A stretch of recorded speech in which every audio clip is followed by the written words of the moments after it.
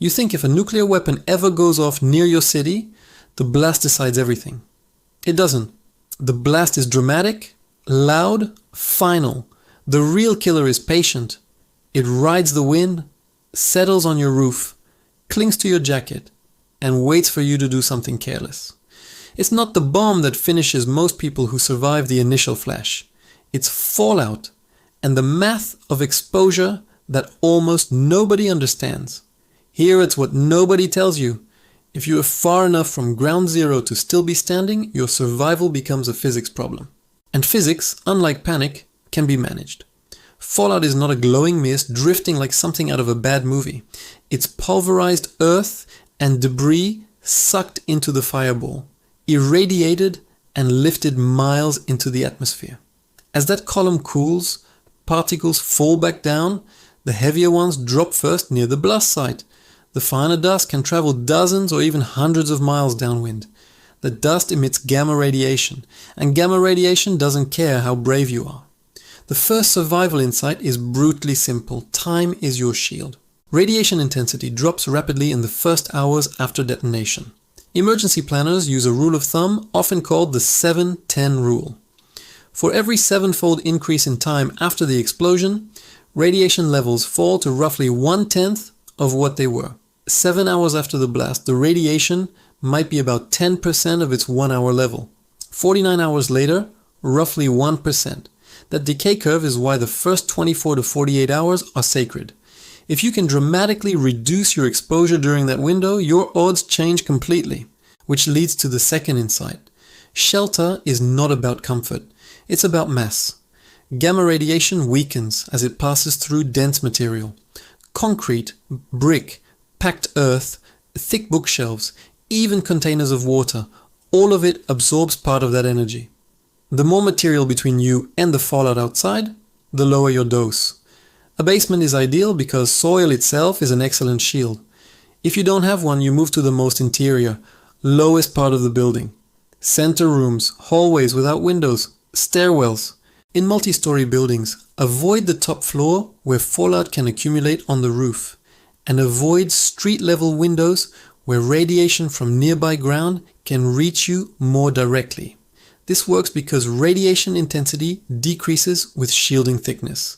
It's measurable, predictable attenuation. Each additional layer reduces exposure further.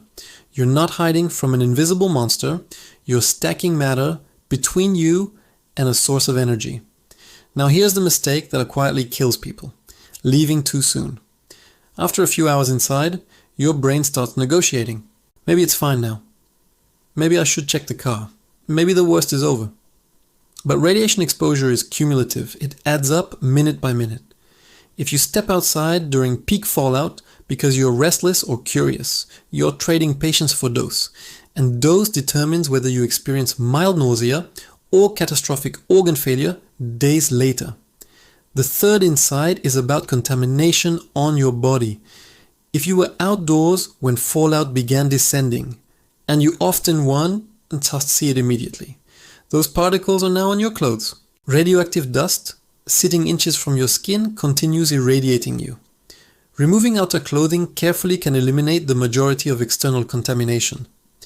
Emergency guidance consistently notes that simply taking off outer layers can remove up to 80 to 90% of particles. Place them in a sealed bag if possible and isolate them away from your living area. Then wash with soap and water. Gently, no aggressive scrubbing that breaks skin. Radiation doesn't magically seep through intact skin in large amounts. The danger is from particles sitting on you or entering your body. Conditioner should be avoided because it can bind particles to hair shafts. Rinse thoroughly. This is chemistry and surface contamination control, not superstition. The fourth insight is internal contamination. Fallout is dust, not a gas. If you inhale it or ingest it, radioactive isotopes lodge inside your body and continue irradiating tissue from within. That's worse than brief external exposure.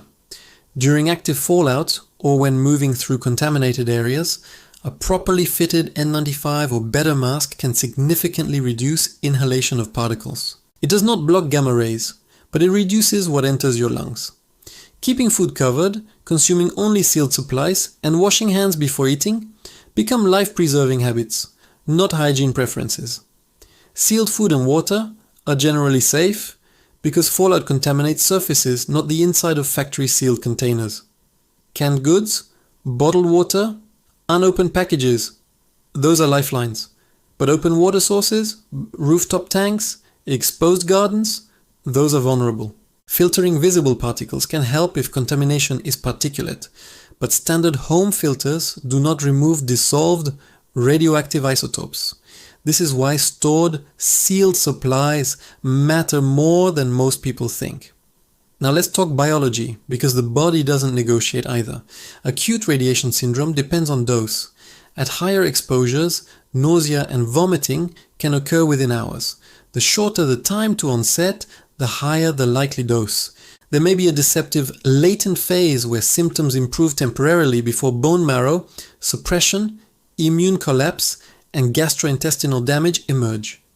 Radiation targets rapidly dividing cells first, bone marrow, intestinal lining, hair follicles. That's why severe cases involve infection, bleeding, and dehydration days later, which brings us to the fifth insight: hydration and infection control. If medical infrastructure is compromised, and after a major detonation, it will be, preventing secondary complications becomes critical. Staying hydrated supports circulation and organ function, protecting skin from cuts, maintaining cleanliness in your shelter, and avoiding contaminated wounds reduce infection risk when antibiotics may be scarce. This section is based on practical field survival experience rather than formal academic sources. The sixth insight is about geography and wind. Fallout patterns are not symmetrical circles around ground zero. They stretch downwind in plumes. Someone 50 miles directly downwind might receive a higher dose than someone 20 miles crosswind. Understanding wind direction through radio updates or even simple observation of prevailing patterns informs evacuation decisions if movement becomes necessary after initial sheltering. If you must move, traveling perpendicular to the plume reduces cumulative exposure compared to heading directly downwind. Time, distance, shielding, that triad governs everything. Reduce the time you're exposed. Increase your distance from the most contaminated zones. Increase the mass between you and the source. Now let's address the pill people love to talk about: potassium iodide. Ki protects the thyroid from radioactive iodine by saturating it with stable iodine. It is specific, targeted, and time-sensitive. It does not protect against cesium, strontium, or the broader spectrum of radioactive isotopes in fallout. Shelter first, reduce dose first. Pills are secondary. And here's the uncomfortable psychological truth. Confinement saves you, but confinement breaks people. Sitting underground for 24 to 48 hours while the world above you is silent is mentally brutal. You'll want confirmation, visual proof, movement. But survival after a nuclear blast is not about courage. It's about discipline. The invisible threat rewards patience and punishes curiosity. The silent killer after a nuclear blast is not cinematic fire. It's cumulative exposure. It is the invisible arithmetic of ionizing radiation interacting with your cells while you convince yourself you're probably fine.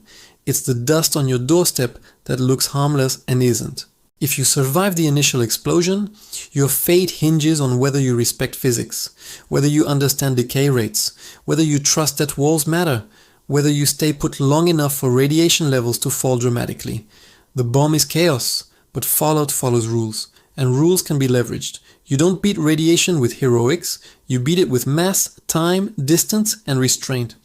Most people imagine nuclear survival as a dramatic sprint. In reality, it's a waiting game measured in hours that feel like days.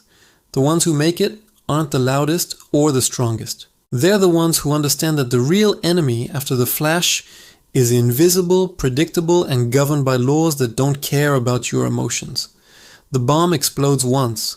Fallout keeps testing you, and whether you live or die often depends on whether you can sit still long enough to let physics do the work in your favor.